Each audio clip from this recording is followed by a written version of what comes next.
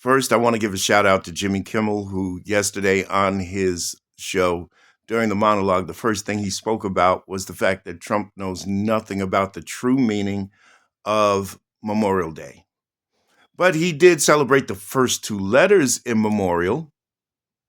He used the opportunity after saying Happy Memorial Day like a blithering idiot. He then used it once again to assoil his political enemies, the former administration, et cetera, et cetera. The scorecard does not look good for him. He said he'd end the war in Ukraine, and day one, he did not. He said that he would lower the price on groceries and eggs. He did on day one. He did not. He brought these tariffs. He thinks tariffs is such a beautiful thing. But the truth of the matter is that we pay tariffs. The only thing is that we don't pay them directly to him. That's the misunderstanding. The problem is that it gets tacked on to the price of the good which we're buying, and then we pay it to the person. For example, if you buy a Toyota motor car and parts of the components were made in Japan, and he's got a tariff against Japan, Toyota pays it, and then they mark the sticker up appropriately for the tariff. So when you go to buy that car, the tariff price is already built into the price of the car. In other words, you're paying more, 30% to 50% more on the price of the car. So let's get that straightened out once and for all. Tariffs are not a good thing. He's fired countless people in the federal government.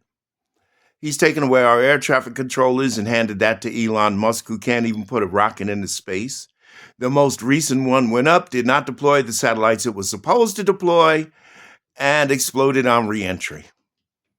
And this is who's in charge of the FAA or even his Starlink systems? I think not. This is a bloody nightmare. And you know who's going to pay the price?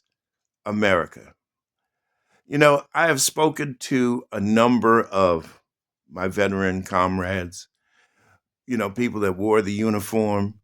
I haven't had the opportunity to speak to any active duty guys yet, but I'll tell you one thing. There is a growing consensus among all veterans, and that's this. We didn't sign up for this. We didn't fight for this. We didn't ask for this. This is not the America that we fought for. This is not the America that we love. Oh, the country itself, the land is, but what Trump is turning it into? No. You know, we're really not a hateful people. If you want hateful people, then go find people who believe in Sharia law. Those are hateful people, okay? They don't like anybody but themselves. And some of them they're not too crazy about.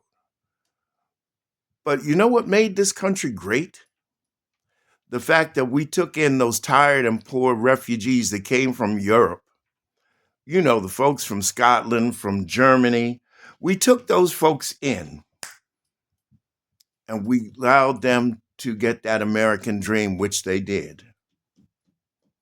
And here we are today. Now we want to kick them all back out. America is greatest through its diversity, its equity, and its inclusion. Not by this fable that Trump has told you. He's a liar. He got caught over 30,000 times lying in his first administration. Hardcore empirical proof exists. He's the first convicted felon that we ever had in the White House. The joke is over. It's got to stop. And we're going to fight until we win.